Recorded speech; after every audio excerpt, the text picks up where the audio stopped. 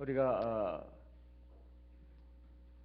신앙을 생각해 볼 때 신앙은 기본적으로 하나님을 경외하는 것이고 하나님을 의지하는 것이고 하나님 말씀에 순종해서 살아가는 것을 신앙이라고 합니다. 그런데 신앙의 덕목 가운데서 꼭 갖춰야 되는 것이 있는데 그게 뭐냐 하면은 인내라는 것입니다. 인내라고 하는 것은 참고 견디는 것이다. 이게 사전적인 의미는 그렇습니다. 참으로 인해다가 감내할 내자, 참고 견디는 것. 그러면 그 신앙에 있어서 인내가 왜 그렇게 기본적이고 중요한 덕목인가 하는 것입니다. 한번 생각해 보십시다. 우리가 하나님을 믿는다 하면서도 인내가 없어요. 그러면 처음에는 잘 믿는 것 같지만 중간에 상황이 바뀌거나 아니면 자기가 마음에 들지 않으면 그 신앙을 저버리는 겁니다. 믿음을 저버린다 이 말이에요. 그러면 그것이 신앙이 되겠습니까?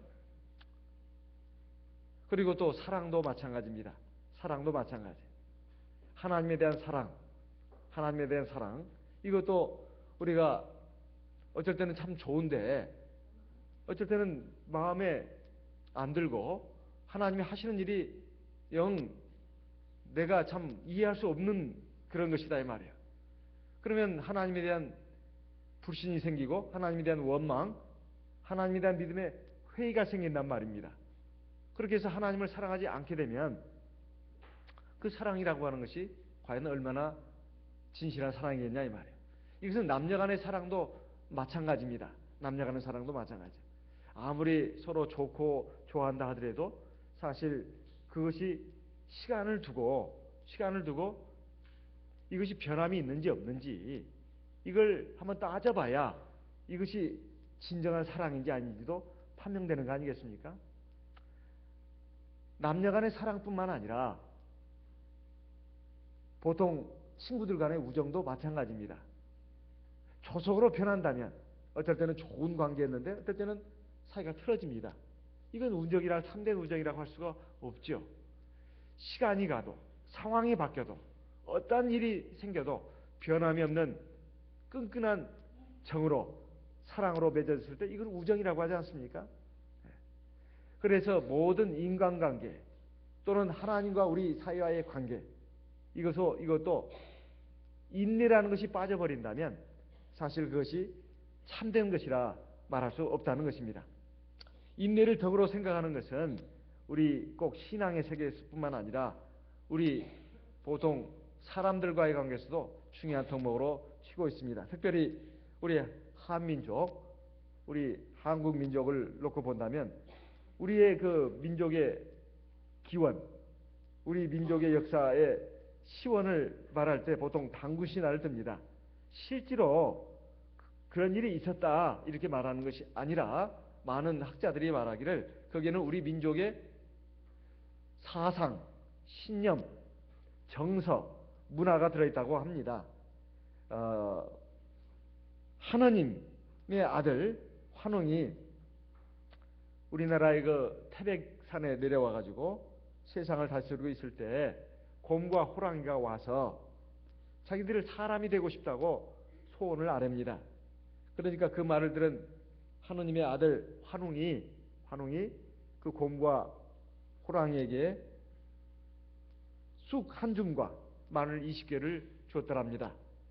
그러면서 그것을 가지고 어두운 동굴 안에 들어가서 100일 동안을 잘 먹고 견디면 사람이 될 것이다. 이렇게 말을 해줬습니다. 호랑이하고 곰은 그 쑥과 마늘을 받아들고는 햇볕이 들지 않는 어두운 동굴 안에 들어가죠. 그런데 그 용맹스럽고 짐승의 왕이라고 할 수 있는 호랑이는 우리가 아는 바와 같이 그걸 견디질 못했습니다. 그래가지고 그냥 뛰쳐나오고 말았어요.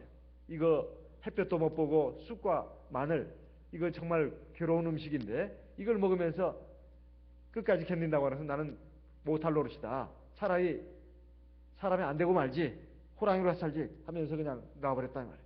그런데 곰은 굉장히 미련했는지 참을성을 가지고 100일 동안 쑥과 마늘을 먹으면서 견뎌냈습니다.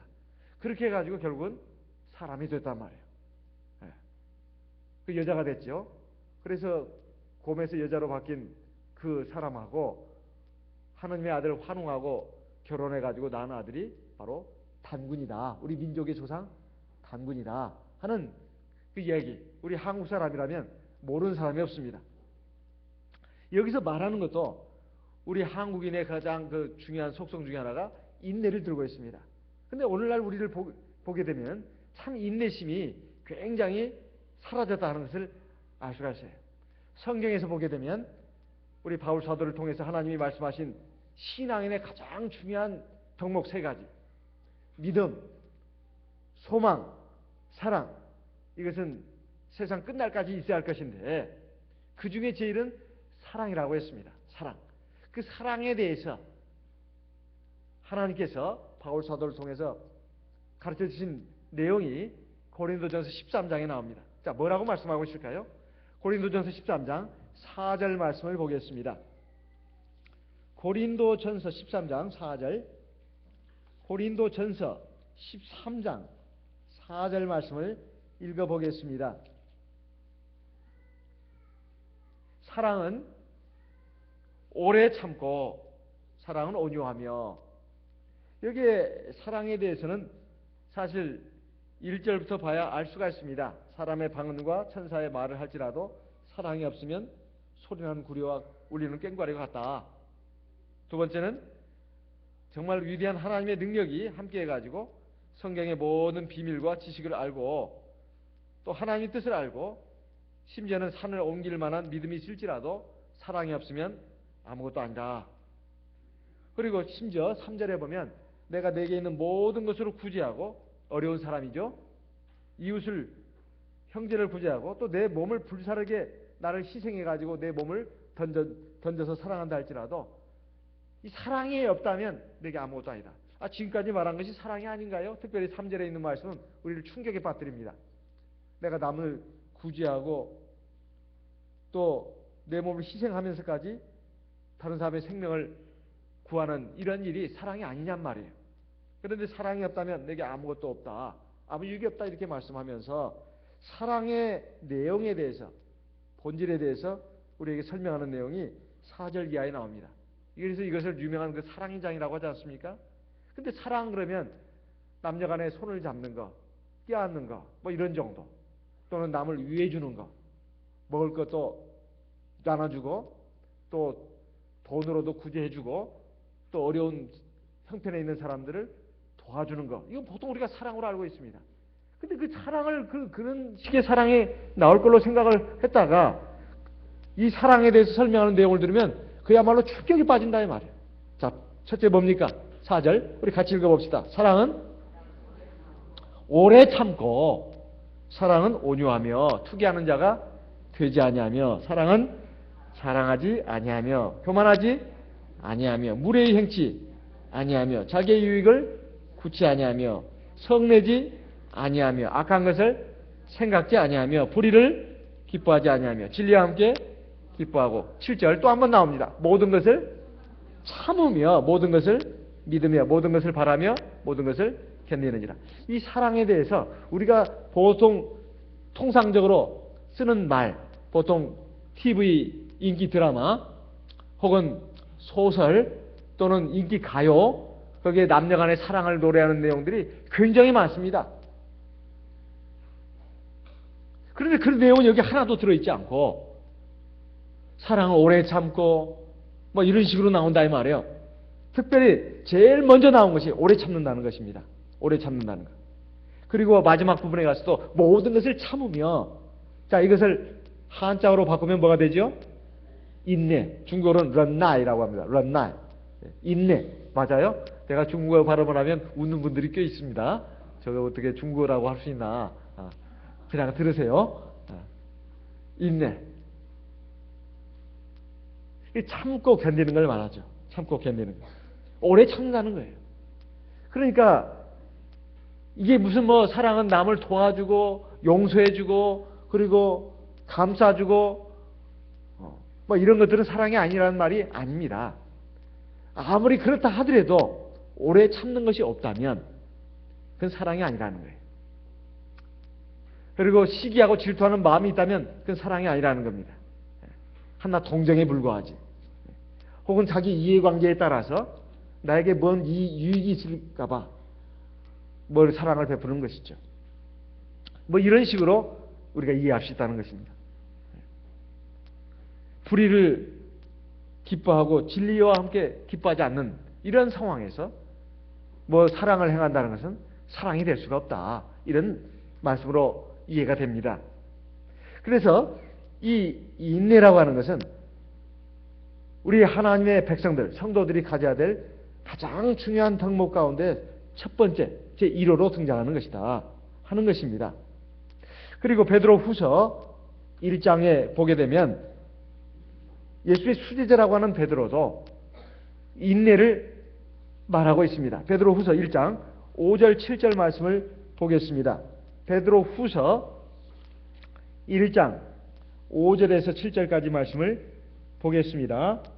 이러므로 너희가 더욱 힘써 너희 믿음의 덕의 지식을, 그 다음에 6절 같이 읽겠습니다. 지식의 절제의 인내의 경건의 형제 우애의 사랑을 공급하라. 여기에서 보게 되면 우리 성도들이 신앙인으로서 갖춰야 될 중요한 덕목 가운데 인내가 들어있습니다. 인내가 들어있다.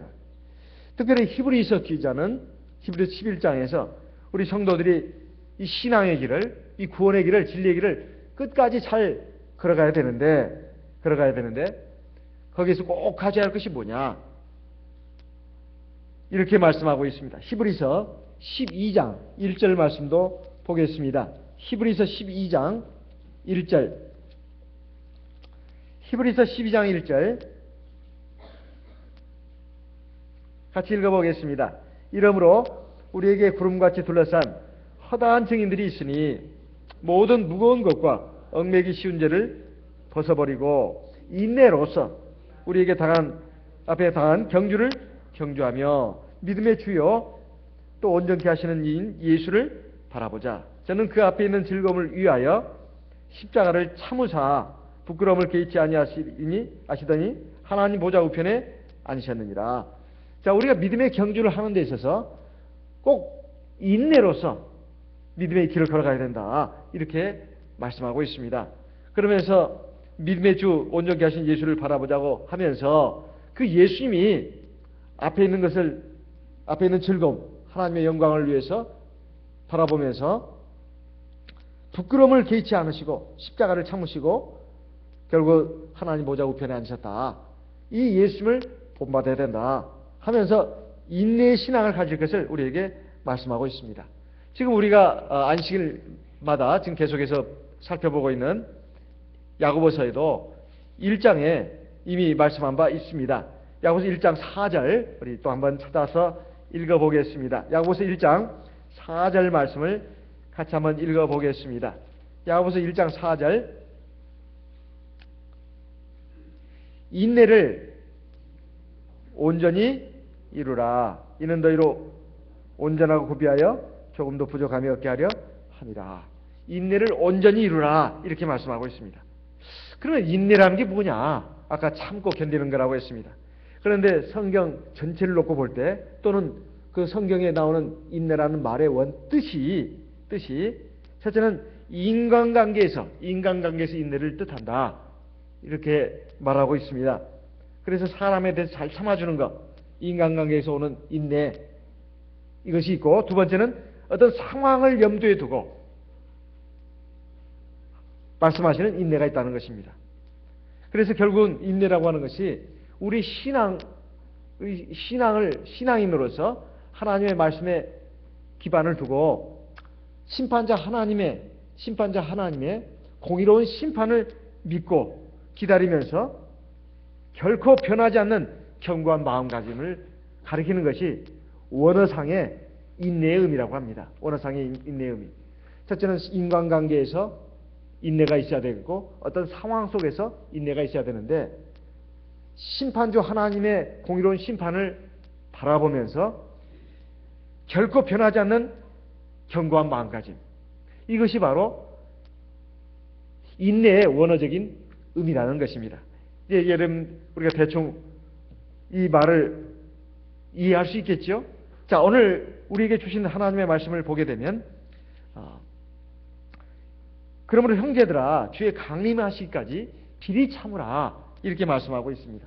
보라 농부가 땅에서 나는 귀한 열매를 바라고 길이 참아 이른 비와 늦은 비를 기다린다 이렇게 말씀하고 있어요. 지금 농부의 얘기를 들고 있습니다. 농부가 무슨 인간관계에서 무슨 문제가 있을까요? 농부 그래서 세상 살다가 힘들고 괴로우면 사람들하고 부대끼고 치는 것이 너무 힘들어가지고 차라리 시골에 가서 텃밭 가꾸면서 농사지면서 사는 게 제일 속 편하겠다 이런 말을 많이 하지 않습니까? 시골에 가서 농사짓고 사는 농부들을 보면 그렇게 편안해 보이고 참 좋아 보입니다. 근데 막상 농부들의 고생은 또 말로 다 할 것이 없죠. 어쨌든 농부들에게 있어서 소망이라고 하는 것은 씨를 뿌리고 그래서 그 작물이 잘 자라가지고 가을에 풍성한 곡식을 거두는 것입니다. 그래서 이 농부들에게 있어서 인내라고 하는 것은 내가 수고하고 그리고 땀을 흘리고 그리고 노력한 그 대가를 정당하게 받는 것입니다. 그것이 농부들의 소망이다 이 말이에요. 그런데 농부가 봄에 밭을 갈고 논을 갈고 그리고 파종을 합니다. 씨를 뿌린다 이 말이에요. 근데 금방 열매가 나냐 이 말이에요. 금방 열매가 나냐 이 말이에요. 금방 열매가 나오지 않습니다. 어느 정도 시간이 필요하다 이 말이에요. 그리고 여기에 보게 되면 귀한 열매를 바라고 길이 참아 이른 비와 늦은 비를 기다린다 이렇게 되어 있습니다. 사실 여기에 이른 비와 늦은 비라고 하는 것은 그 이스라엘 지역의 기후를 염두에 두고 하신 말씀입니다. 여기에 늦은 비라고 하는 것은 10월에서 11월에 내리는 이른 비라고 하는 것은 10월에서 11월 그 가을에 내리는 비를 이른 비라고 합니다. 그리고 늦은 비는 3월, 4월 봄에 내리는 비를 늦은 비라고 해요. 근데 그 중동 지방은 비가 거의 내리지 않는데 가을에 이른 비, 10월, 11월에 내리는 비, 그리고 봄에 3월, 4월에 내리는 늦은 비, 이 비가 굉장히 중요하다는 거예요. 이 비가 없으면, 이 비가 내리지 않으면 농작물을 지을 수가 없다는 것입니다. 물론 그 중간중간에 간간히 비가 내리긴 내려도 그건 비라고 할 수 없을 정도의 비라는 것입니다. 근데 특히 파종기, 가을에 비가 내리면 이것이 그 땅 속에 들어가 있는 씨앗이 생명을 유지하는데 결정적으로 중요한 역할을 한다는 것입니다. 그때 비가 안 내리면 땅 속에 있는 씨앗이 살아남을 수가 없다는 거예요. 그리고 가을에 이제 봄에 내리는 비는 결실을 위해서 꼭 비가 내려야 된다는 것입니다. 결실을 위해서. 그래서 이 비가 굉장히 중요하다는 거예요. 농부가 아무리 밭을 갈고 논을 갈고 씨를 뿌렸다 하더라도 또 김을 메고 여러 가지 수고를 했다 하더라도 하늘에서 비가 내리지 않으면 그것이 생명을 유지할 수가 없고 그리고 결실로 나갈 수가 없다는 거예요. 그래서 농부에게 있어서는 씨를 뿌리고 그리고 그 결실을 거두기까지 상당히 장구한 시간을 인내로서 기다려야 되는데 하나님께서 돌봐주시고 역사해 주시는 이것도 함께 해야 된다는 것입니다. 이것은 뭘 놓고 하는 말이냐? 우리가 신앙생활을 하는 데 있어서 믿음의 씨앗을 뿌립니다. 그런데 하나님의 말씀은 그냥 말씀으로 어떤 교양적인 이야기로 무슨 도덕적인 훈화로 들린다 이 말이에요. 그것이 실제 우리의 생활과 너무나 그 간격이 큰 것처럼 느껴진다 이 말이에요.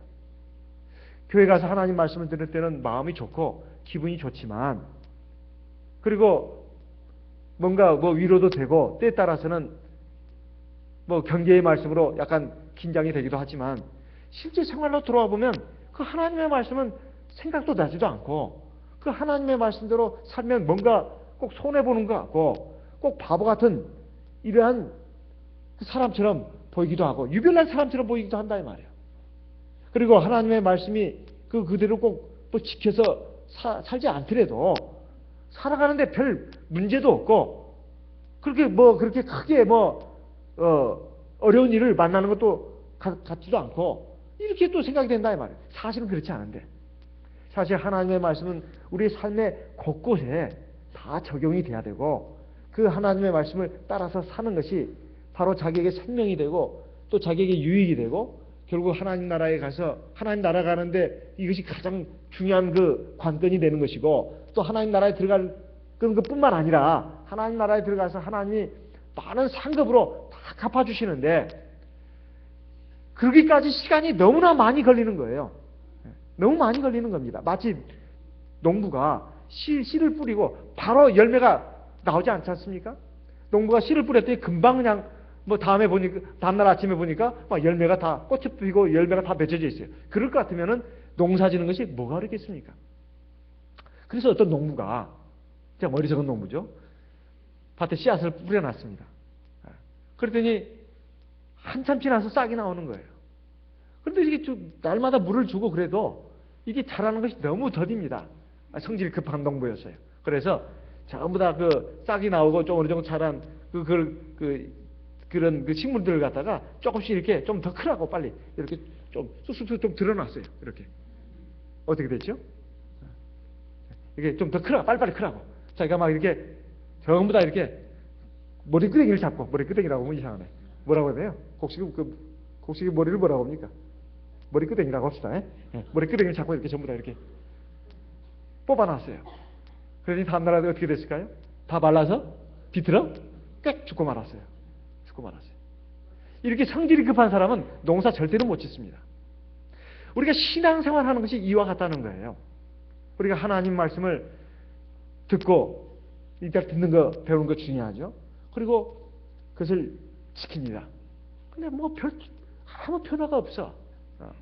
뭔가 하나님이 야 이놈아 잘했다 상도 주고 돈 100만 원도 주고 또 금반지 하나도 주고 하나님 말씀 잘 지켰다고 일이 척척 잘 되고 그럴 것 같으면은 이거 신앙생활 하는 게 아무 어려움도 없고 문제도 없을 겁니다. 근데 하나님 말씀을 듣고 지킨다고 해가지고 특별히 뭐가 변화되는 게 안 보인다 이 말이에요. 당장 눈앞에 변화되는 게 안 보여요. 하나님 말씀에 기도 열심히 하라고 했더니 기도했습니다. 근데 눈앞에 아무것도 바뀐 게 없어. 그냥 그대로예요. 상황은 상황대로 지금 어렵고 심란하고 그리고 나를 괴롭히는 원수는 그대로 활개를 치고 돌아다니고 그리고 상황은 조금 더 나아진 것 같지가 않습니다. 이랬을 때 기도하는데 힘이 핑긴다 이 말이에요. 어떤 목표를 놓고 어떤 소원을 놓고 하나님 앞에 기도를 하는 것도 사실 뭐가 변화가 없다 이 말이에요. 그러다 보니까 힘이 핑겨가지고 기도해도 소용이 없네. 그래서 이런 말도 나오지 않습니까? 감기 걸렸을 때 기도하면 일주일 걸려서 낫고 약을 먹으면 7일 걸려서 낫는다. 그런 우스갯소리 혹은 비아냥거리는 소리도 나온다 이 말이에요. 과연 그런 것입니까? 그 사람이 지금 제대로 말을 하고 있냐 이 말이에요. 말을 제대로 하고 있는 게 아닙니다. 사실 우리가 감기에 걸렸다 병에 걸렸다 그러면은 기도해도 소용이 없으니까 우리는 기도 안 해야 됩니까? 어떤 어려운 일이 있으니까 그냥 어떻게 문제가 해결될 것이니까 어떻게 하다 보면 적당히 뭔가 풀리겠지 하면서 우리는 기도도 안 해야 되는 것입니까? 이게 우리의 신앙입니까? 하나님 말씀을 듣고 순종하는 거나 하나님 말씀을 듣고 믿음을 가지고 성령을 의지해서 기도하는 거나 아무 쓸데가 없다 이거예요. 그러니까 기도하는 거 하나님 말씀 듣고 지켜나가는 거 이거 아무 무익한 것이니까 우리는 그렇게 해야 되는 것입니까? 여러분 정말 우리가 지금 그런 신앙을 갖고 있는 겁니까? 그런 신앙이라면 이건 정말 잘못된 신앙입니다.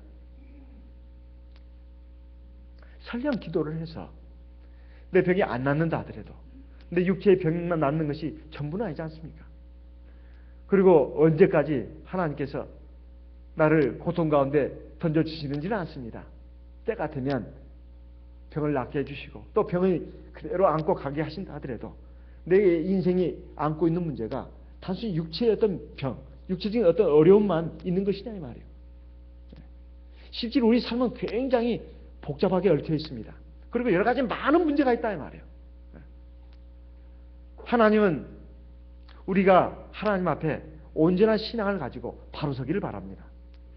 그리고 하나님 앞에서 온전한 백성으로, 성숙한 백성으로 자라가기를 원하신다 이 말이에요. 그래서 하나님 나라에 꼭 들어오기를 바라실 뿐만 아니라 우리가 그리고 하나님 나라에 들어오더라도 하나님 나라에 들어오기에 합당한 백성으로 좀 완성이 돼가지고 들어오기를 바라신다 이 말이에요. 이게 하나님께서 우리에게 바라시는 궁극적인 뜻입니다. 근데 우리는 세상의 우상을 섬기고 우상을 따라서 사는 그런 세상 사람들처럼 돼지머리에다가 돼지머리 상에다 올려놓고 그 입에다가 돈 10,000원짜리 꼽아놓고 비나이다 비나이다, 이번에 시험 되게 해주시고, 이번에 사업 잘 되게 해주시고, 이번에 취직 잘 되게 해주시고, 이번에 결혼 잘하게 해주시고, 이번에 꼭 아들 낳게 해주십시오, 아니 이번엔 딸 낳게 해주십시오, 이런 식의 기도를 하는 세상 사람들과 뭐가 다르겠냐 이 말이에요. 그 신앙의 내용이라고 하는 것이 그냥 순간순간 내 마음에 맞아야 돼요. 내 소원대로 돼야 합니다. 그렇지 않으면 신앙이 아무 힘도 없고 아무 내용도 없고 아무 가치도 없는 것처럼 그 사람에게는 돼 있다 이 말이에요. 그 신앙이 제대로 된 신앙이냐 이 말입니다. 그런 신앙은 제대로 된 신앙이 아니에요. 우리가 하나님을 경외하고 하나님 앞에 지금 구원받아서 지금 이 신앙의 길을 걸어가는 것은 육신적으로 세상적으로 잘 되고 금방금방 내 소원이 이루어지고 그래서 믿는 거 아닙니다. 우리가 영원한 하나님 나라에 들어가기 위해서 믿는 것이다 이 말이에요. 거기서 영원한 생명을 누리고 영원한 상급을 받기 위해서, 그리고 누리기 위해서 우리가 지금 신앙의 길을 걸어가는 거예요. 100년도 못 사는 인생입니다. 100년도 못 사는 인생이에요. 이렇게 아둥바둥 해봐야 운동도 많이 하고 좋은 음식 많이 먹고 아무리 건강관리 잘한다 하더라도 100년도 못 사는 인생이에요. 제가 최근에 우연히 TV를 돌리다가 이제 쉬는 겸해서 어느 뭐 TV 프로그램 청기누설이라는 게 있더라고요. 거기에 보니까 의사들이, 그거는 뭐 아주 뛰어난 의사들입니다. 의사들, 양의 또는 한의 의사들이 불치암에 걸려요.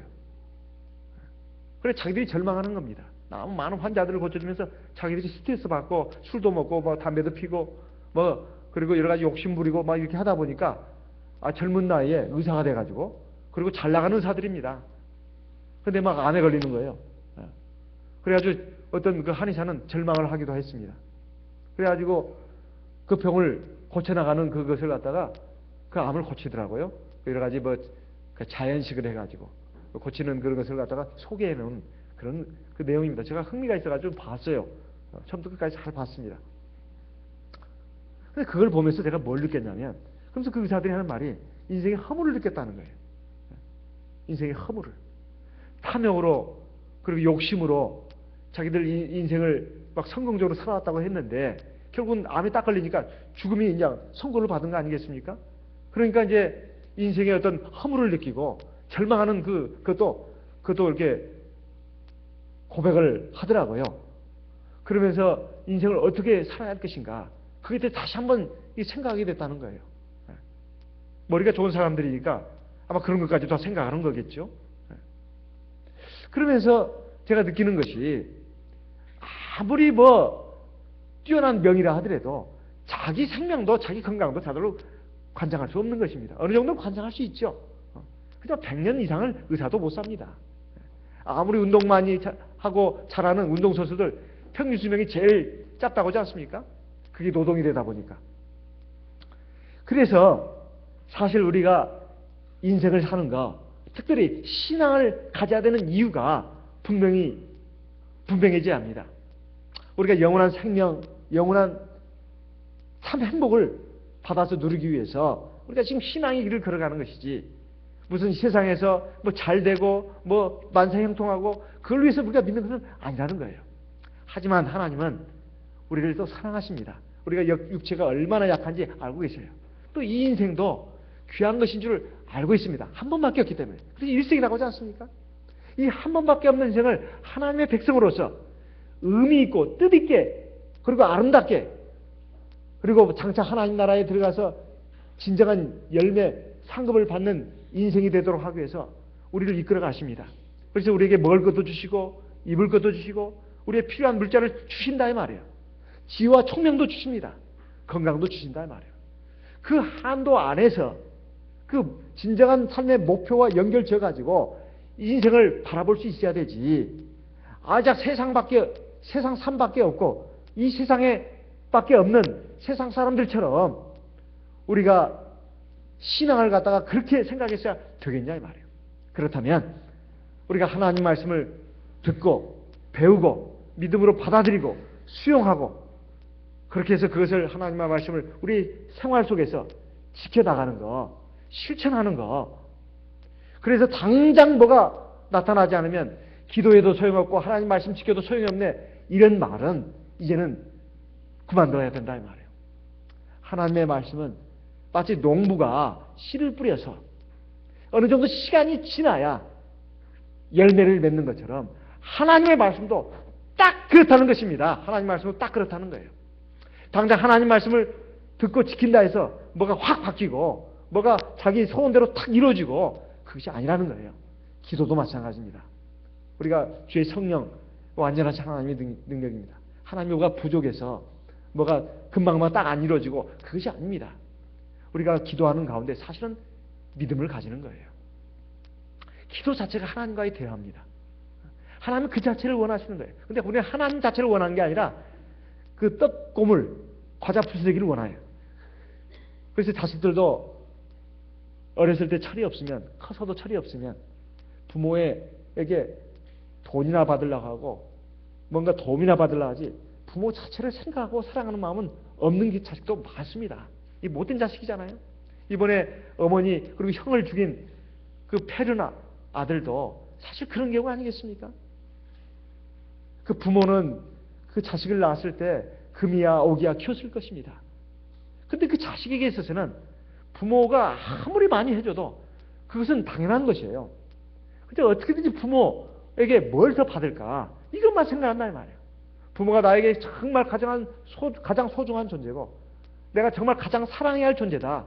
내 생명의 근원이다. 이것은 없어요. 오로지 돈, 내가 세상에서 멋지게 사는 것, 이것만 있다 이 말이에요. 우리가 하나님도 혹시 그런 식으로 생각하는 것은 아닌가 모르겠습니다. 하나님 우리를 진정한 사랑으로 생각하셔서 자기 몸을 버려서 우리를 구원해내셨습니다.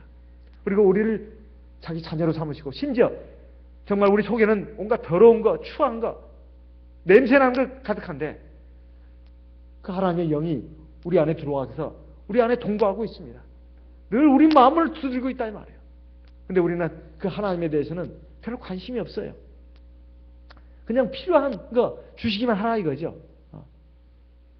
그 외에는 하나님 나에게 별 필요 없다는 것입니다. 하나님을 나의 신랑으로, 나의 친구로, 나의 남편으로, 내 가장 사랑하는 그 소중한 분으로 알고 우리가 믿고 경외하고 있냐 이 말이에요.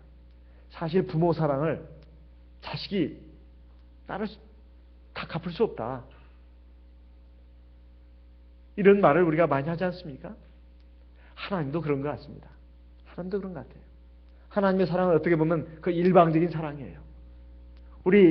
우리들은 거의 하나님의 사랑에 대해서 그렇게 별로 보답하거나 귀하게 생각하거나 감사하게 생각하는 사람이 그렇게 많지는 않습니다. 근데 어떤 신앙이 좋은 성도님들, 성숙한 성도님들은 하나님을 경외하고 사랑할 줄 압니다. 하나님을 사모하고 늘 기도하고 그리고 하나님 앞에 기도하는 시간이 그렇게 행복하대요. 그렇게 즐겁답니다. 그리고 마음이 그렇게 편안하고 행복할 수가 없다는 거예요. 그분은 정말 하나님 사랑하는 사람입니다. 그리고 눈을 뜨면 하나님의 말씀이 늘 눈앞에 마치 콘택트 렌즈처럼 안경처럼 있어가지고 그 하나님의 말씀을 통해서 콘택트 렌즈를 통해서 세상을 보는 겁니다. 사람을 보는 거예요. 인생을 보는 겁니다. 내 앞에 펼쳐진 현실을 보는 것입니다. 하나님 사랑하는 사람이에요. 그리고 하나님을 생각하면서 내가 충성하고 봉사하고 헌신하는 것 사람 보고 하는 게 아닙니다. 사람이 나를 알아주고 칭찬하고 사람이 나를 그거 가지고 시기 질투하고 그거 아무 상관이 없어요. 나를 알아주고 칭찬하든 나를 미워하고 시기 질투하든 그게 아무 상관이 없습니다. 오로지 하나님만 바라보고 내가 하나님 앞에서 봉사하고 충성하고 헌신한다 이 말이에요. 하나님 사랑하는 사람이에요. 그런 성숙한 성도들이 종종 눈에 띕니다. 있다 이 말이에요. 그건 물론 하나님이 정확하게 판단하시는 거지만 사람이 정확하게 알 수는 없는 것이죠. 분명히 있습니다. 그렇지만 대부분은 그렇지 않다 이 말이에요. 하나님을 어떻게 보면 꼭 이용하는 것 같은 또는 액세서리처럼 활용하는 경우가 많다 이 말이에요. 하나님은 그저 내 종교적인 의식의 대상자로만 생각한다 이 말이에요. 아쉬울 때만, 그리고 어떤 곤란할 때만, 그리고 때에 따라서 심심할 때만 찾는 것이 하나님이다 이 말이에요. 그러니 그런 사람에게 있어서 이 농부 같은 신앙이 있겠냐 이 말이에요. 믿음을 가지고 인내로서 순종해 나가면 반드시 하나님의 은혜가 나에게 아름다운 그리고 그 말 감격스러운 풍성한 결실로서 나에게 온다. 이런 믿음이 있냐 이 말이에요. 우리 신앙의 결실은 결국은 하나님의 나라에 들어갈 때 심판대 앞에서 다 명명백백하게 드러납니다. 어젯밤에도 말씀을 했고 지난 시간에도 말씀을 했습니다. 신앙인의 종류는 세 종류가 있는데 제일 안 좋은 게 가라지예요. 가라지. 이것은 아예 신앙 자체가 없고 그냥 교회에 그냥 정만 두고 있고 그냥 소동을 일으키고 늘 그 알곡을 갖다가 알곡 붙이지 못하게 늘 괴롭히는 것입니다. 근데 그러면서 알곡은 더 알곡 돼가지만은 이건 가라지는 제일 먼저 제거됩니다. 근데 중요한 것은 알곡과 쭉정입니다. 이 종자는 알곡의 종자예요. 그런데 이 알곡이 되지 못한 곡식을 쭉정이라고 합니다. 다 싹이 나고 자라고 잎도 피고 그랬습니다. 그래서 마치 열매가 열릴 것처럼 다 자랐다 이 말이에요. 근데 열매가 하나도 없어요. 하나도 없어. 꽃도 안 폈으니까. 열매가 없다 이 말이에요. 이것은 쭉정입니다. 불에 던져버린다 이 말이에요. 누구를 볼 것이 아니라 하나님 앞에서 정말 나의 삶이, 내 신앙의 삶이 정말 열매 맺는 성숙한 그런 알곡으로 나와야 할 텐데 그런 그 생각이 듭니다. 우리는 항상 마지막을 생각할 줄 알아야 합니다. 마지막을. 이렇게 다 같이 이렇게 이게 모여져 있는 것 같아도 다 각자 하나님 앞에 자기 신앙의 길을 가는 것입니다. 그리고 각자 하나님 앞에 심판대에 서게 돼 있어요. 하나님이 각인을 그랬습니다. 각인을 심판한다고 돼 있어요. 그러니까 다른 사람 놓고 이러쿵저러쿵 너무 말할 필요도 없어요. 그냥 잘하고 있는 사람 보면 우리가 본받아야 되겠다. 그러면 되는 것입니다. 그리고 못하는 사람 있으면 혀를 참으면 됩니다. 안 됐어. 그 사람 결국은 쭉정이가 돼가지고 하나가 못 들어갈지도 몰라. 참 안 됐어. 그냥 안타깝게 생각하면 됩니다. 그 사람 놓고 이러쿵저러쿵 비판하고 그럴 필요도 없어요. 사실은 그럴 필요도 없습니다. 그리고 교만한 사람, 방자한 사람, 어리석은 사람도 종종 있습니다. 뭐 알지도 못하면서 그냥 아는 것처럼 이렇게 빳빳한 사람도 있다 이 말이에요. 이런 사람도 그냥 한심하게 생각하면 됩니다. 참 안타깝다. 그런 사람 괜히 욕할 필요도 없어요. 그냥 내가 문제는 나도 저런 사람이 혹시 아닌가. 그걸 염려해야 합니다. 우리는 농부의 이 신앙을 생각해야 됩니다. 그래서 18절에 보면 너희도 길이 참고 마음을 굳게 하라. 주의 강림이 가까우시니라. 문제는 이것입니다. 주의 강림이 가까우시니라. 우리의 신앙의 최종 그 결산이 주님의 재림, 주님의 오심, 이 세상 모든 사람을 심판하러 오시는 그때 다 모든 것이 다 드러나는 것입니다. 그때는 더 이상 변개할 수가 없습니다. 그래서 정말 이 세상에 많은 사람들이 살고 있고 교회 안에 신도가 많든 적든 그것도 중요한 게 아닙니다. 그것도 중요한 게 아니에요. 문제는 하나님 앞에서 내가 지금 바른 신앙을 갖고 바른 신앙의 길을 걸어가고 있는가, 그리고 올바른 신앙인의 삶을 살고 있는가, 이것이 중요한 관건입니다. 중요한 관건이에요. 이건 뭐 개인적인 말입니다만 저는 이제 어떤 교회에 부임할 때 항상 떠날 것을 생각합니다. 언젠가는 떠난다. 그래서 내가 하나님 앞에서 내가 하나님만 바라보고 일을 해야 되겠다. 항상 그런 마음을 가지고 기도를 하고 있습니다. 제가 정말 그렇게 하고 있는지는 몰라도 어떤 교회를 가든지 간에 처음과 끝이 똑같도록 그렇게 노력을 하고 있습니다. 그것은 성도들에게 인정받고 칭찬받기 위해서가 아니라 하나님을 바라보기 때문에 그렇습니다. 제가 하나님 앞에서 결국 심판을 받는 것인데 성도들이 아무리 저를 칭찬하고 존경한다 하더라도 그것은 중요한 게 아닙니다. 하나님이 나를 얼마나 알아주시고 칭찬하느냐, 이게 중요한 것입니다. 어디 저뿐이겠습니까? 저만 언젠가 또 때가 되면 대방교를 떠난 것만이 아닙니다. 여러분도 마찬가지입니다. 여기 이렇게 같이 앉아서 있지만 다 결국은 이 자리를 떠나게 돼 있다 이 말이에요. 결국 하나님 앞에서 다 단독자로 서 있는 것입니다. 우리가 이것을 꼭 기억을 해야 되겠습니다. 그리고 우리 인생의 시간이 그렇게 얼마 많이 남아있지 않다. 항상 이걸 생각해야 합니다. 제가 20대, 30대 때 그때는 막 피도 뜨겁고 그랬었습니다. 그리고 감정도 좀 더 풍부했었던 것 같습니다. 그래서 그때 뭐 센터도 좀 시간이 없으니까 바쁘니까 학교 생활도 너무 바쁘니까 제가 책을 그렇게 많이 읽을 시간이 없었습니다. 그래서 간단한 무슨 잡지 이런 것은 좀 읽었는데 그때 읽었던 책 중에 하나가 센터입니다. 센터. 그 센터에 최인호 그 유명한 작가 최인호의 그 가족이라는 그 꽁트가 이렇게 쭉 실렸습니다. 저는 굉장히 그 재미있게 봤어요. 다른 걸도 재미있게 봤지만 그런데 그 얼마 전에 세상을 뜬 걸 보고 가슴 한편이 이렇게 막 아리를 느낄 수가 있었어요. 내 가장 그 가까운 친구가 세상을 뜬 것 같았어요. 또 뭐 몇 년 전에는 장영희 교수가 뭐 세상을 뜨기도 했습니다. 굉장히 그 책을 읽고 저도 감명을 많이 받았는데 이 가까운 사람들 마치 내 가까운 벗이 세상을 떠난 것 같다 이 말이에요. 근데 어디 그들에만 국한되는 문제겠습니까? 우리 모두에게 죽음이라고 하는 것은 뗄래야 뗄 수 없는 그런 것으로 우리에게 지금 다가오고 있다 이 말이에요. 그 삶의 시간이 그렇게 많이 남아있는 게 아닙니다. 내가 하루하루 그 삶이 사실 내 인생의 내용입니다. 내가 매일매일 자고 일어나가지고 물론 열심히 일하고 돈 버는 거 중요합니다. 그런데 그것만을 위해 산다면 마치 먹기 위해서 사는 것과 뭐가 다르겠냐 이 말이에요. 그리고 남는 시간에는 TV 보고 그리고 나가서 놉니다. 그 오락이죠. 그것도 필요합니다. 여가 소년. 근데 그렇게만 인생이 끝난다면 대체 그 인생이 어떤 인생이 되겠냐 이 말이에요. 뭔가 하나님 앞에서 내가 그래도 의미 있고 값어치 있는 인생을 살았노라고 하나님 앞에 내놓을 것이 있어야 되지 않겠습니까? 제일 기본적인 것은 신앙인의 삶입니다. 내가 하나님 앞에 하나님의 생명의 말씀을 먹고 그래도 기도하는 그 경건한 신앙의 모습이 이 기본적으로 있어야 된다 이 말이에요. 두 번째, 내가 하나님을 사랑하고 사람을 사랑하는 그것을 내가 하루 종일에 뭘 얼마나 했느냐. 그것은 얼마나 위대한 것을 말하는 것이 아닙니다. 작은 거라도 누가 나에게 기분 나쁜 말을 했는데 내가 잘 참아줬습니다. 그리고 그를 내가 감사 안아줬다 이 말이에요. 이거 큰일 한 겁니다.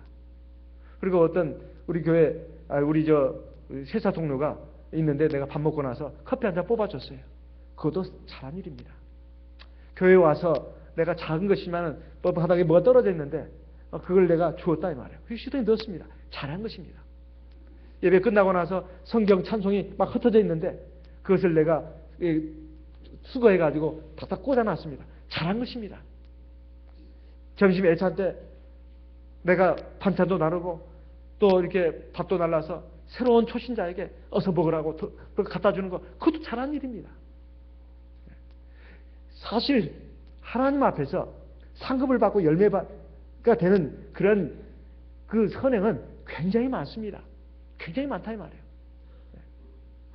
얼마나 많은지 모릅니다.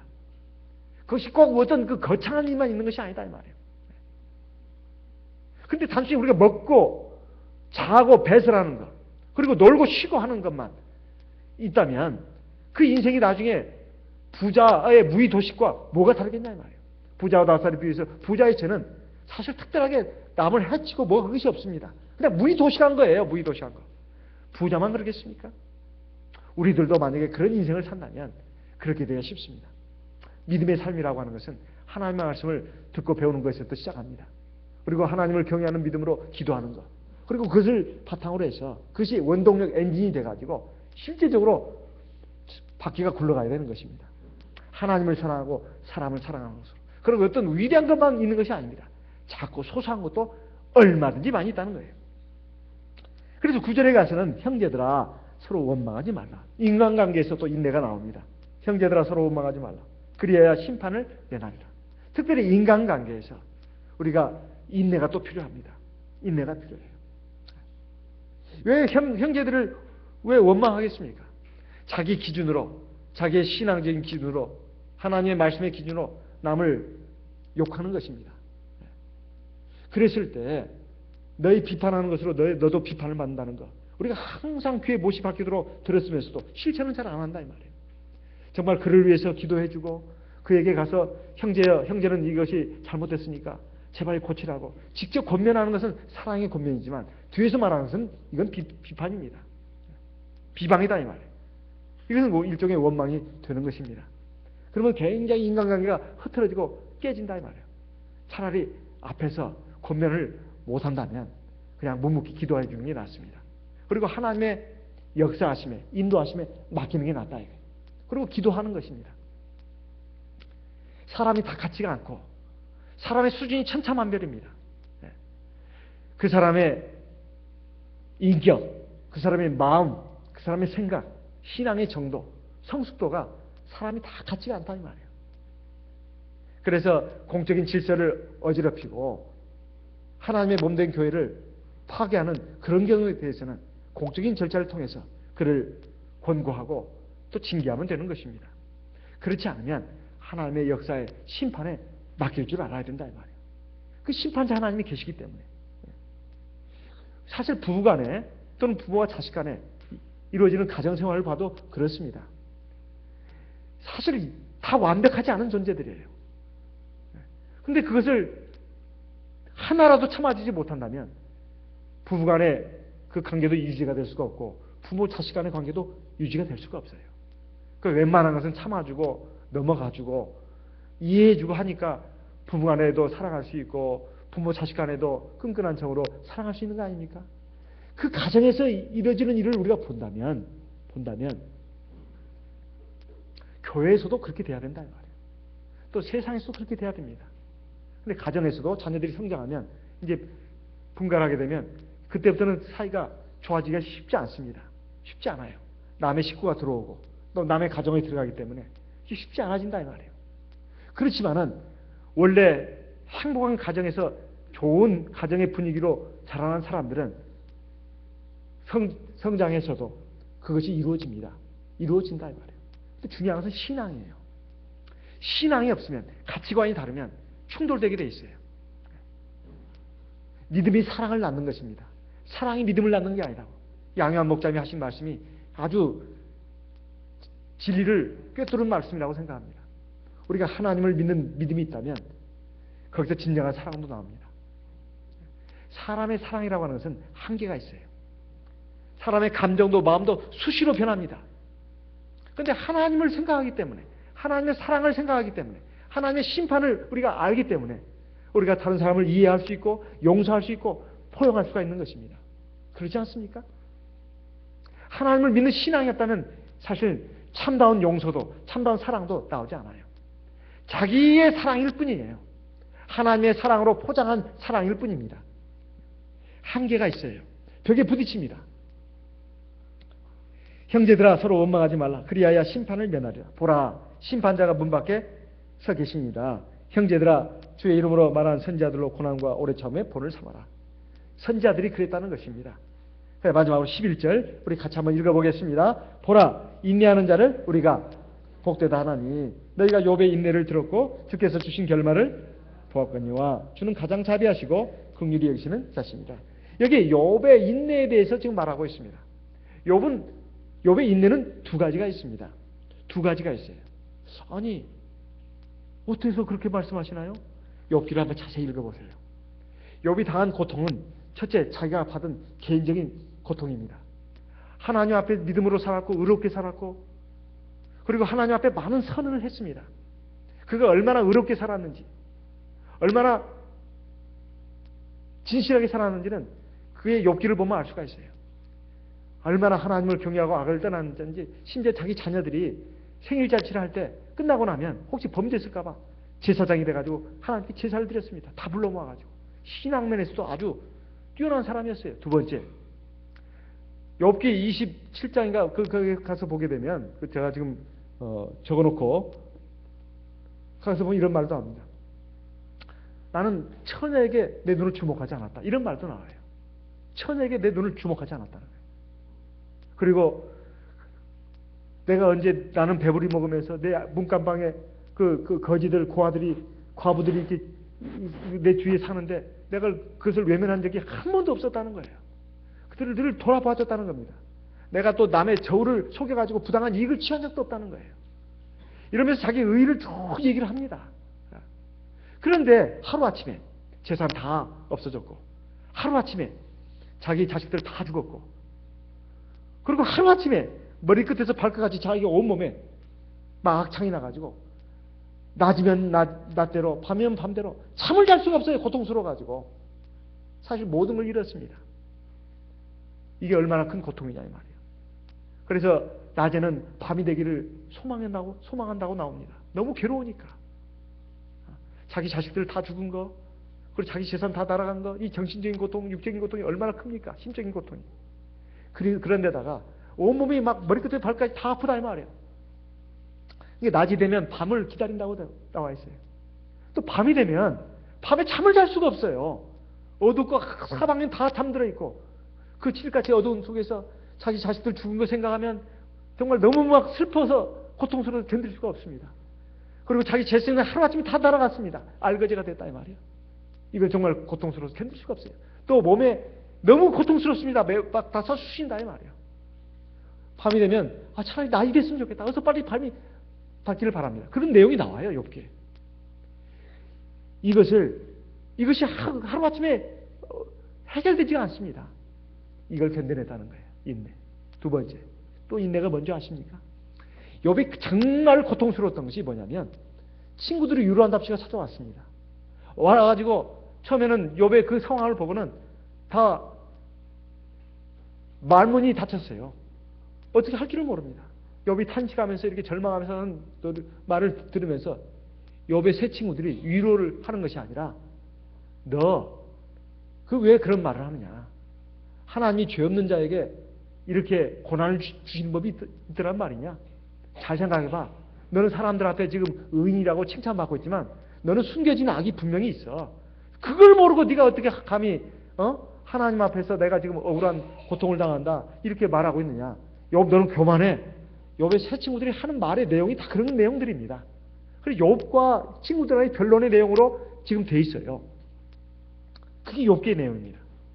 이해할 수 없는 고통, 고난에 대해서 욥은 나중에 너희들은 다 어리석은 사람들이다. 하나님께서 나를 이렇게 인도하시는 것은 나를 정금처럼 나오게 하기 위해서다. 그런 말을 고백합니다. 내가 지금 가는 길을 주께서 아시나니 내가 이 고난의 길을 거친 후에는 내가 정금처럼 나올 것이다.